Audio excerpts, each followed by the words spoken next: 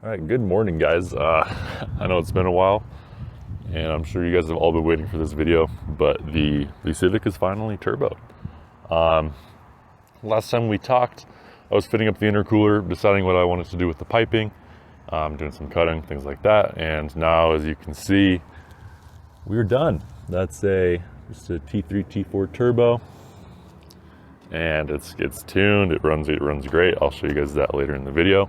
I'm just going to go through exactly all the parts that I used, everything that I figured out. There's not a whole ton of information on turboing these things on the internet. I mean, there is some good information. Young Static, a couple other EF guys. They do have some pretty good videos, but there were some things that I couldn't find, and I just had to figure out for myself. So I'm gonna try to be as in-depth as possible during this video. So if you might find that boring, feel free to leave. It's totally fine. Yeah, I'm just gonna dive right into it. So last time we talked, I had the intercooler and the intercooler piping mocked up.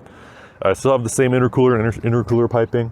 I did have to kind of lob off the top of it right here to get it to fit.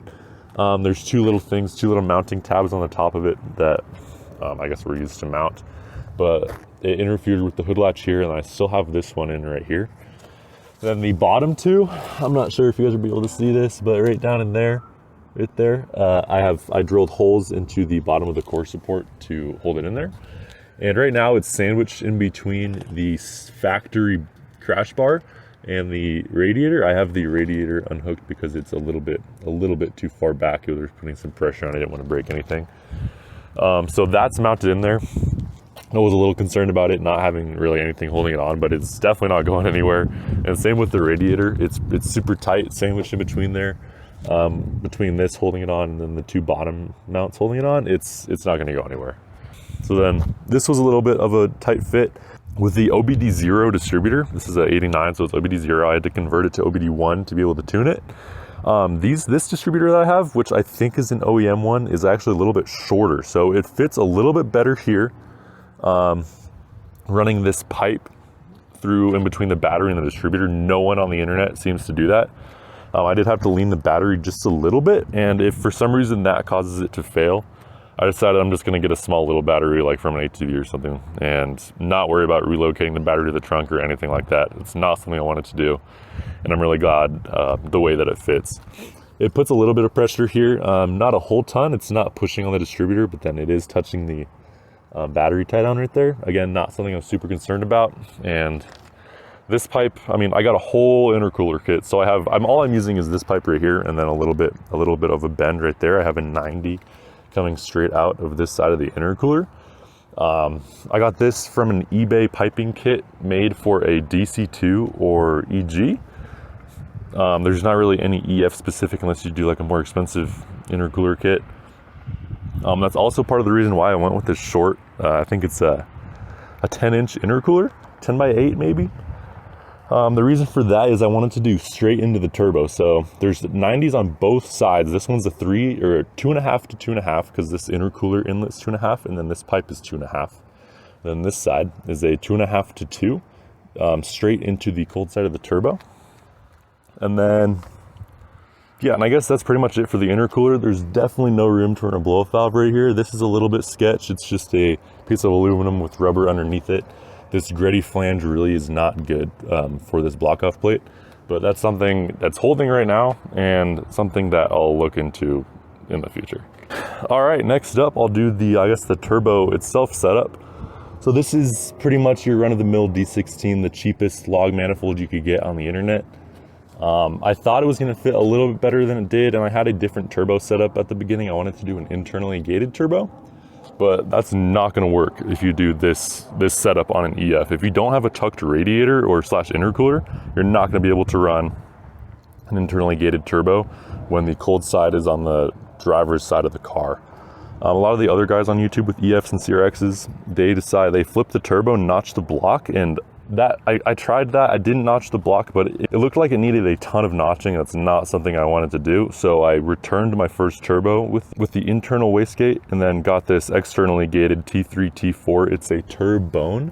I don't know if you guys will be able to see that. It's like the most basic TO4E. It was like $105. I would recommend it. I mean, as long as it's oiled fine, I think all those eBay turbos are going to be good. That brings me into the oiling, I guess. This is a Mamba oil feed and return kit. So it was like $80.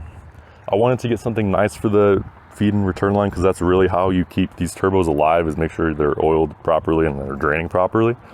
However, I would not recommend this one solely because it shipped from Turkey and it took like 6 weeks, and that's not something that I had noticed on the product page. So I would recommend avoiding that and getting something different. It's got like I think it's a 2mm restrictor, and then it's got an AN10 return fitting, which is really nice. All of the hardware is really nice. It went in perfectly to the factory oil pressure sensor switch. People say not to go that route, but I have no problems. There were no leaks. I Teflon taped everything and it's been working perfectly. I made sure there was oil coming through, and there was plenty of oil draining through just from like a couple cranks. So not something you really need to worry about, I don't think. Coming back to the turbo itself for a couple seconds, if I were to do this again, I would probably go a much different route. I would have done a T25 setup. So this is a T3, T4 flanged waste, or T3, T4 flanged manifold and turbo. I would have done a T25 turbo simply because I have the turbo blanket on here now, but I have this blanket because this downpipe, you can probably see it, is a 1/4 of an inch away from the radiator, and it is practically touching the intercooler. And there's pretty much no way for me to get around that. Even if I didn't have this intercooler, which I'd have to cut up more of the front of the car to get a longer, more conventional style intercooler, I would still be this close to the radiator, and there's nothing you can do. But they make different style of T25. There's more of a manifold. It's not cast, it's made of steel. They make a more header design one that puts the turbo lower and closer to the block. I think that would have been better. And this turbo, it makes like 8-9 pounds, and that I don't need that. Like, if this thing's good for double that, then this could definitely blow up the car and probably make 350 horsepower on a single cam if it was built. Speaking of the boost control, this is a Rev 9 wastegate 38mm. It's like a Tile WG38 knockoff. I do like it. I love the style. This is kind of it's one of these smaller wastegates you can get with a 38mm flange. All the other ones on eBay and kind of around, besides this one and the Turbo Smart one, they're much taller by like 3/4 of an inch, and you will not clear your hood with that. That's part of the reason why I wanted to do an internally gated turbo, but like I said, that did not work out, so I ended up having to get this one. It was like $110 on eBay, but it is giving me boost control issues. I had to go through it and Teflon tape everything, make sure everything was tight. Literally every single port on this thing was leaking. This bottom side port's leaking, you can see it's Teflon now. And then the internal screws holding the valve into the diaphragm were all leaking. All 3 of the set screws were leaking. So I fixed every single one of those, and now it's finally not leaking, but it still makes more than the rated spring pressure. It has a 5-pound spring, and I'm making between 7 and 9 pounds, which is kind of scary, more than I wanted to make, but it should be fine, and it's tuned. So that brings me into the tuning setup. You're not actually gonna be able to see anything here, but I'm just gonna talk about it. I have a B emulator, and I know, hindsight's 2020, I should not have gone with a B emulator. In theory, it sounded really, really good. Data logging, it worked with HTS. It was between that and the Cobra RTP and the Snake Emu, those things. I would not recommend the B emulator. The data logging does not work for me for some reason. I double checked every single one of my solder points. Everything's good. All of the other features works. Actually tuning the car, all of the parameters, everything has always worked flawlessly, except for the data logging. I cannot get it to work. I reached out to the guy, and he pretty much was like, yeah, some of them just don't work. And I'm like, what the fuck? Like, how can you, whatever. So don't get a B emulator. I don't need to explain it. You can find them on the internet. You guys know why you don't get a B emulator. That's what I have, and it's working fine to actually tune the car. How I tuned it with no data logging, I have an AEM wideband in here, which I think you guys have seen, and then a Turbo Smart boost gauge. So neither of these are hooked up to the actual ECU because there's no data logging. That kind of wouldn't do anything for me. But I'm running it in open loop only mode, open loop full time. So there's no feedback from any O2 sensor on the car. The only O2 sensor is this one right here on the downpipe right there. And that one goes straight to the sensor and not to the ECU at all. Some people on the internet, they say like, oh, you can't pass emissions with an open loop mode ever, but that's a load of baloney. If you get it tuned right, 14.7, get the car hot, you're definitely still gonna pass emissions as long as you have a catalytic converter on these things. For reference, I'm in Colorado. I know some states are a little bit more strict than that, but Colorado seems to be one of the more stricter ones now. Speaking of emissions, I did get a new exhaust like I had talked about in the last video. Let me walk around and show you guys. Yeah, so this is the Spec D exhaust that a couple of viewers were concerned that was gonna be too raspy, but it actually sounds really, really good. I'm not sure if that's because it's turboed now, but it sounds really, really, okay, by really good, I mean, for a $180 exhaust, there's a couple scary videos online of these things and they do not sound great.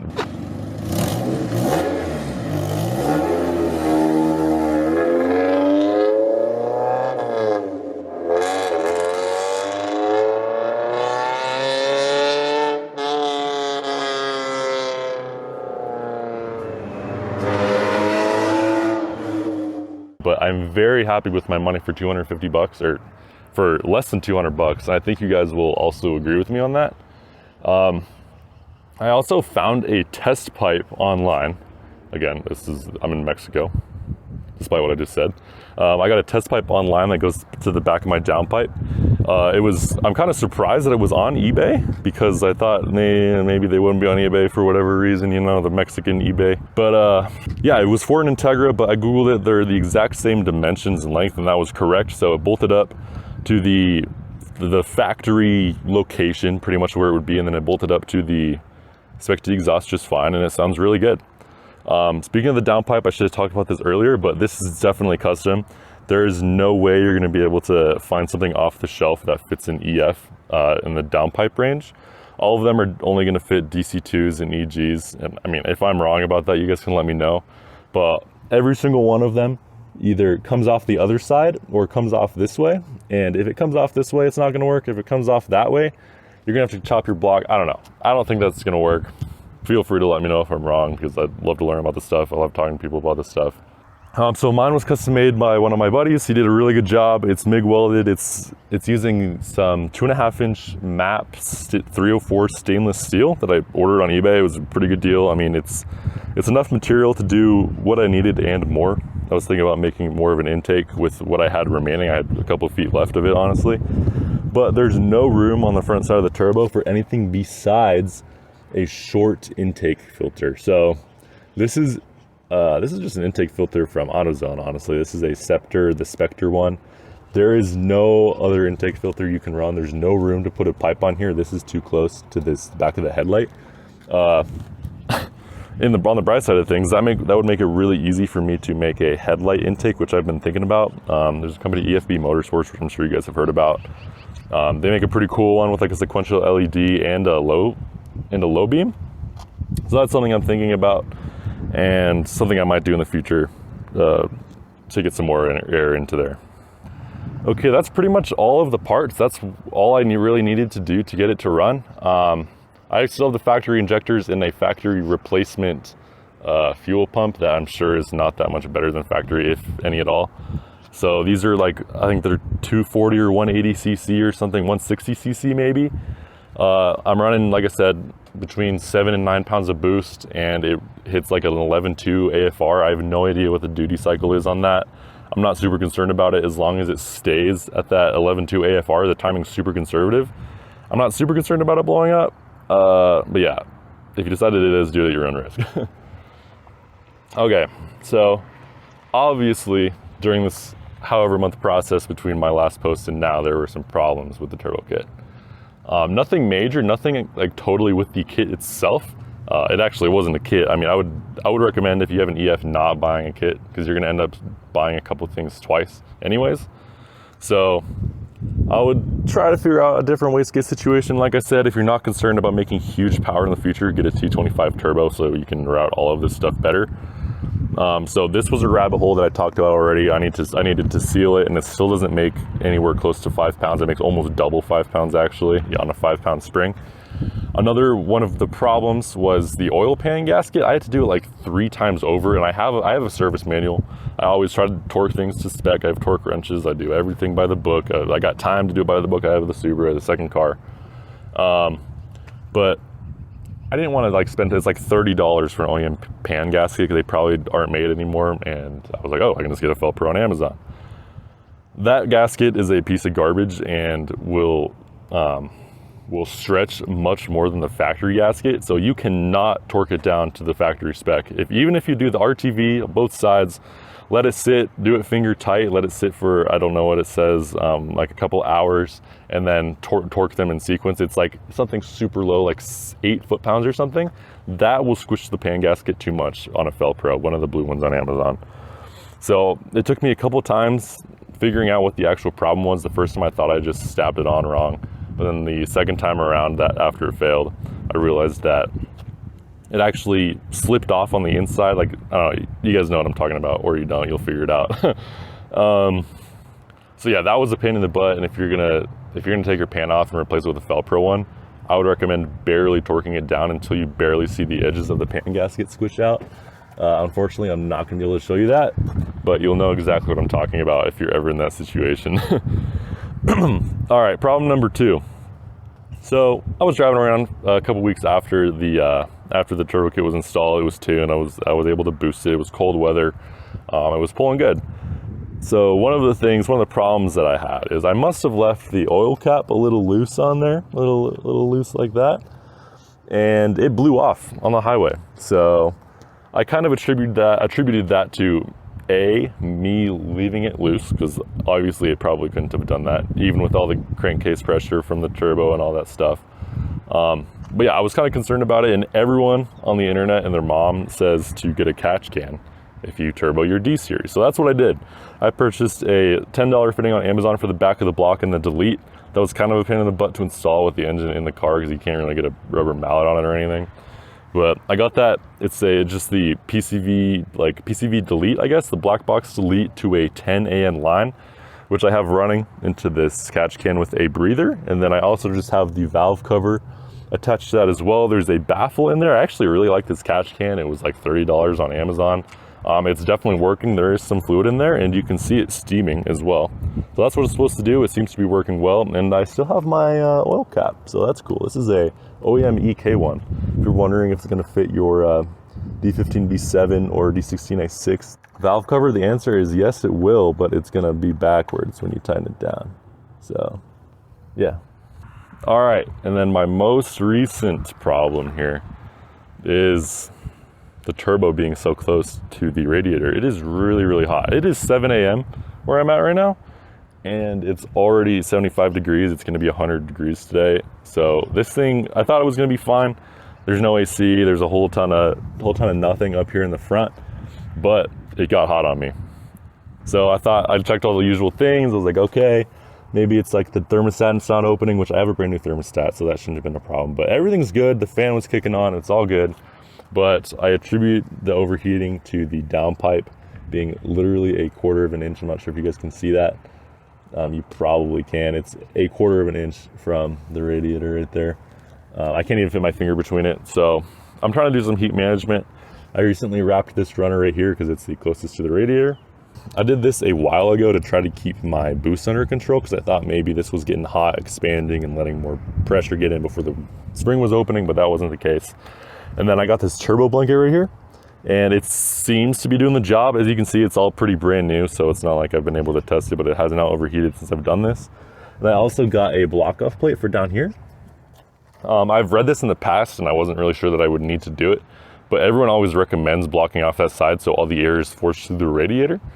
And that's what I did. So you can see there's just an aluminum plate there right now. I got it from Home Depot. It was like 15 bucks for like 4 times as much as I needed. So I got that. I might make a V2 of it. It doesn't fit perfectly. I mean, it probably looks fine, but it's not the tightest fitting thing, and it might rattle a little bit. If I have some extra left over, I'll probably make one to go around the downpipe. I can't use like this kind of heat wrap on it because of how it's welded. I wish I could show you guys a little bit better, but the angle's really bad, and there's no like back side of the pipe right here to wrap anything to.